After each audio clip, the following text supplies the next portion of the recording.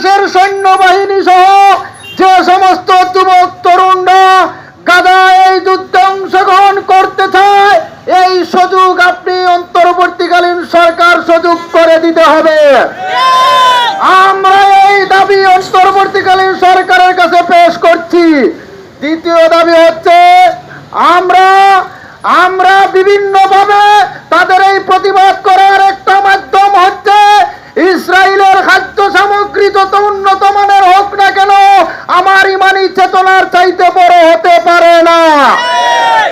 ইসরায়েলের পোশাক যত আরামদায়ক হোক না কেন আমার ইমানি চেতনার চাইতে বড় হতে পারে না। ইসরায়েলি জুতা পরতে যত আরামদায়ক হোক না কেন আমার ইমানি চেতনার চাইতে বড় হতে পারে না। আমরা বাংলাদেশ ইসলামী যুব সেনা ছাত্র সেনার পক্ষ থেকে এই চুনারঘাট তথা সারা বাংলাদেশের মানুষের কাছে দাবি জানাচ্ছি, ইসরায়েলি পণ্য বয়কট করুন। ভাঙচুরের পক্ষে আমরা শান্তিকামী মুসলমান।